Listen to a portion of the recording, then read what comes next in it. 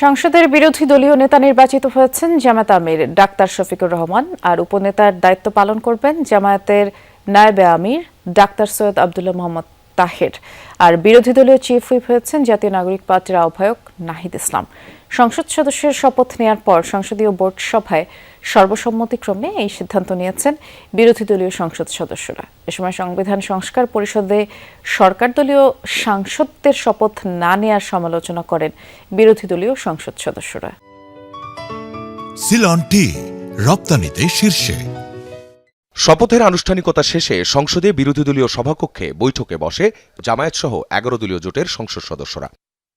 লম্বা সময় ধরে চলে এই বৈঠক। সিদ্ধান্ত হয় সংসদে বিরোধী দলীয় নেতা হচ্ছেন জামায়াত আমির শফিকুর রহমান, উপনেতা ডাক্তার সৈয়দ আব্দুল্লাহ মোহাম্মদ তাহের। বৈঠক শেষে গণমাধ্যমকে বিরোধী দলীয় নেতা জানান, সংস্কারের পক্ষে গণভোটের রায়কে সম্মান করে জুলাইকে সম্মান করেছে জামায়াত। শপথ না নিয়ে সরকারি দল জুলাইকে উপেক্ষা করেছে বলে অভিযোগ তার।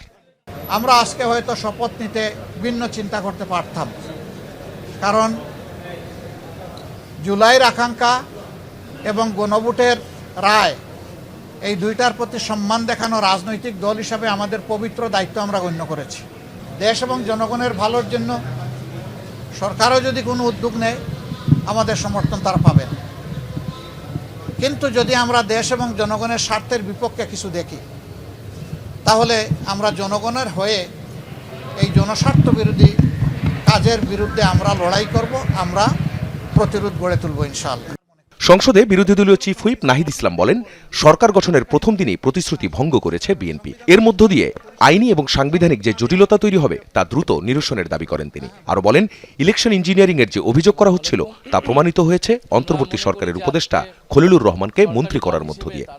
আমরা আহ্বান করব যে তারা দ্রুত সময়ের মধ্যে শপথ পাঠ করে এই সংকটের নিরসন করবে এবং জনগণের প্রতি কাছে যে আমাদের সকলের প্রতিশ্রুতি ছিল সংস্কারের পক্ষে, সেই প্রতিশ্রুতির পক্ষে কাজ করবে। খলিলুর রহমান উনি যদি এই বিএনপির সরকারে মন্ত্রী হন বা সরকারের অংশ হন, তাহলে কিন্তু একটা প্রশ্ন উঠবে যে আগের অন্তর্বর্তী সরকারে উনি তাহলে ওই রাজনৈতিক দলের পক্ষ হয়ে কাজ করেছেন। এবং নির্বাচনে যে ইঞ্জিনিয়ারিং এর কথা আমরা বলতেছি, আমরা যেটা দেখলাম যে কারচুপি হলো, ফলাফলে কারচুপি হলো এবং অনেকগুলো আসন হারিয়ে দেওয়া হলো আমাদেরকে, এবং পরিকল্পনা করে 2/3 আসন সরকারি দল নিয়ে নিল। এই সংবিধান সংস্কার যাতে না হয়, এই জটিলতা, এটা কিন্তু পুরাটা একটা ইঞ্জিনিয়ারিং আজকে আমরা দেখতে পাচ্ছি। বিরোধী দলীয় নেতা জানান, দেশ ও দেশের স্বার্থের বিরুদ্ধে কোনো কিছু দেখলে দেশের জনগণকে সাথে নিয়ে প্রতিবাদ আর প্রতিরোধ করবে এই বিরোধী দল। বিভিন্ন জায়গায় হামলা ভাঙচুর বন্ধে সরকারকে পদক্ষেপ নেওয়ার আহ্বানও জানান তিনি। আখলাকুস সাফা, যমুনা নিউজ, ঢাকা।